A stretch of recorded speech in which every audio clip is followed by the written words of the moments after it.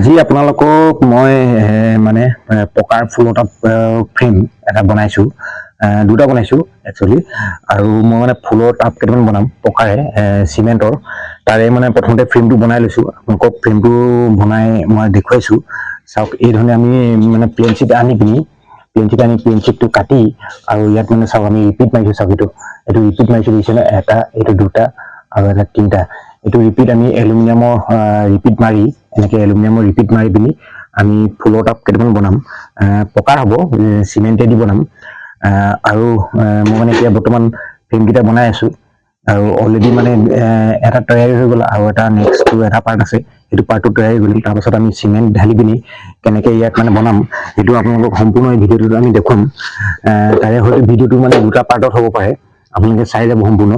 আৰু কি ধৰণে মই বনাইছো, এতিয়া চাওক, মই প্লেন চিটটো ইয়াত এইটোতো গজাল মাৰি ইয়াত ফুটা কৰি লৈছো। প্ৰথমতে ফুটা কৰি পিনি ইয়াত এতিয়া ৰিপিট মাৰিম। ভিডিঅ'টো চাই যাওক, আৰু যোনজন বন্ধুসকলে মোৰ চেনেলটো ছাবস্ক্ৰাইব এটা কৰি দিব, কাৰণ কি এইটো আমাৰ নতুন চেনেল হয়। চাওক, তাৰ কাৰণে কি কি সঁজুলি লাগে, কেঁচিও লাগে, মাৰ্টোল লাগে, এলুমিনিয়ামৰ তাঁৰ লাগে, ৱায়াৰ লাগে অলপমান।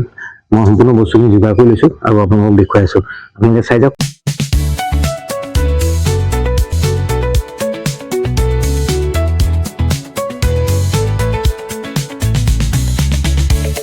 বন্ধুসকল, এতিয়াই ইয়াতে মানে ৰিপিট আমি আৰু এটা মাৰিব লাগিব, নহ'লে এইটো বস্তু উৰি নাথাকিব। সেইকাৰণে আমি ৰিপিট আৰু এটা মাৰিম এতিয়া ইয়াত। এতিয়া চাওক,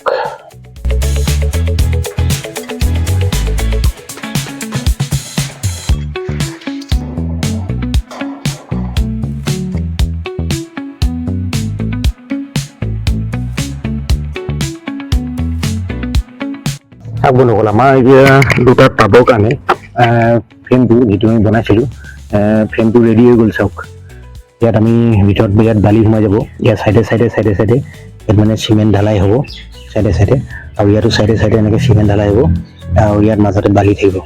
তাৰপাছত আপোনালোকক আজি আমি চিমেণ্ট ঢালাইটো বনাই দেখুৱাম। চাওক, তাৰপাছত এতিয়া চিমেণ্ট ঢালাইলৈ যাওঁ, আহক।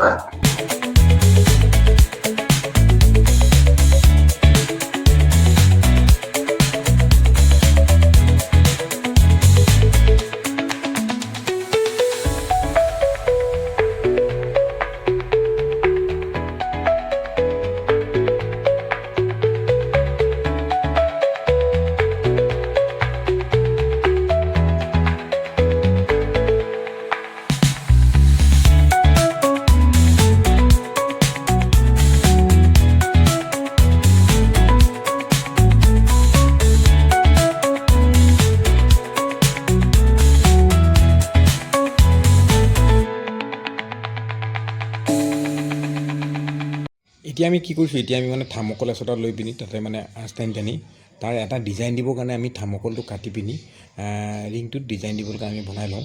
চাওক, মই থাৰ্মকলটো একদম ধুনীয়াকৈ পিচকৈ কাটি লৈছোঁ। কাটি লৈ পিনি আমি চাৰ্কলটোৰ ভিতৰত ভৰাই পিনি এটা ডিজাইন দিম।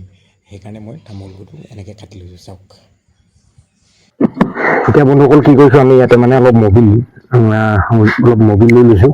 মবিল লৈ পিনি আমাৰ ভিতৰতো গুটিটো লগাব লাগিব, মানে মবিল লগাই ল'ব লাগিব। এনেকৈ মবিল লগাই ল'লে মানে কি হয়, আপোনাৰ যিটো চিমেণ্ট হয়, চিমেণ্টটো ইয়াত কামুৰি নধৰে। চব গোটেই মবিল লগাই লৈছোঁ এনেকৈ কৰি।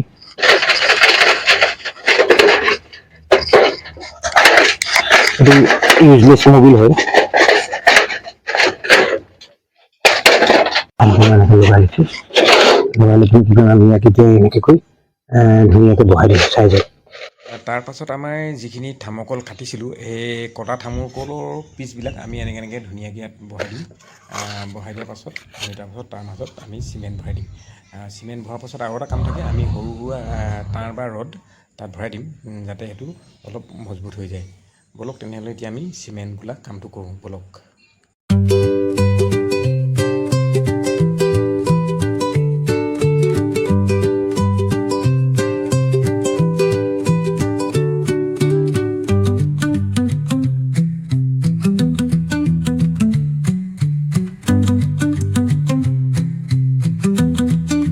চাওক বন্ধুসকল, এতিয়া আমাৰ মানে যিটো চিমেণ্ট আছিলে, আমি চিমেণ্ট মাৰিছিলোঁ, এই চিমেণ্টটো অলৰেডি আমাৰ ৰেডি হৈ গ'ল।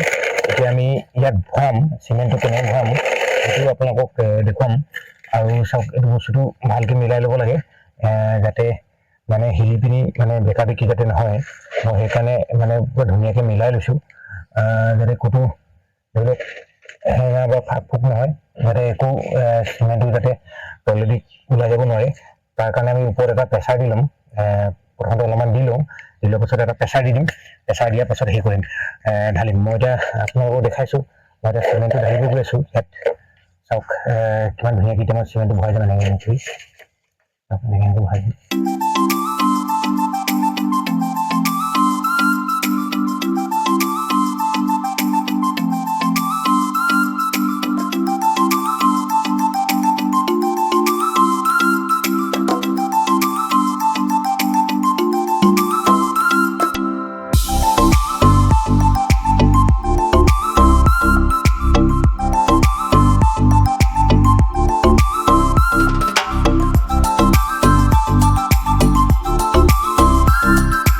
তাৰ বাবে আমি এনেকুৱা কিছু মানে ডাঙৰ হলিতা নিচিনা এনেকুৱা আনি থৈছিলোঁ এইটো কি বস্তুটো খুচি লওঁ খুচি লৈ পিনি মই ইয়াত এডাল ভৰাব লাগিব মই আপোনালোকক দেখুৱাম প্ৰথমতে বস্তুটো মিলাই লওঁ এনেকৈ মিলাব লাগে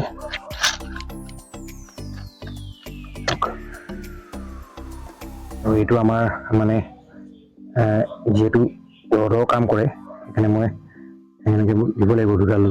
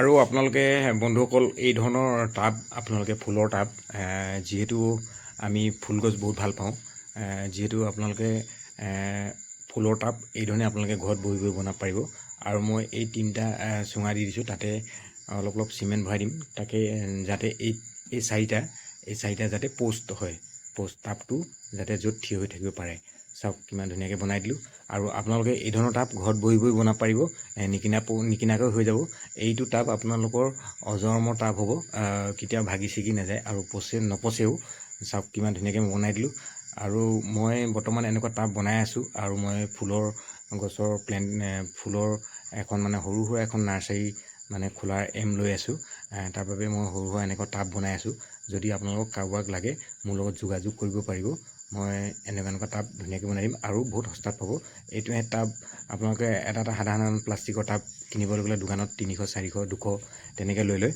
কিন্তু মই এইটো টাবত মাত্ৰ 150 টকা ল'ম যদি ফুলগছ লাগে ফুলগছো লগাই দিম ফুলগছ লাগিলে মানে খুব বেছি 200 টকামান পৰিব এটা টাবত যদি আপোনালোকক কাৰোবাক লাগে আহি পিনি লৈ যাব পাৰিব আৰু এতিয়া বৰ্তমান মোৰ ইমানখিনি কাম শেষ হৈছে নেক্সট পাৰ্টত মই আপোনালোকক ইয়াৰ কালাৰ কেনেকৈ কৰিম কালাৰ ডিজাইন দিম সেইটো চাব মই সেইটো দেখুৱাম আপোনালোকক নেক্সট পাৰ্টটোত চাই থাকক আপোনালোকে আৰু ভিডিঅ'টো ফ'ল' কৰি যাব আৰু যোনে মোক ছাবস্ক্ৰাইব কৰা নাই প্লিজ এটা ছাবস্ক্ৰাইব কৰি দিব আৰু নেক্সট পাৰ্টত মই আপোনালোকক সম্পূৰ্ণ ইয়াৰ ফিনিচিংখিনি দেখুৱাম চাই থাকক তেনেহ'লে বন্ধুসকল নেক্সট পাৰ্টলৈ আগবাঢ়ো ব'লক এতিয়া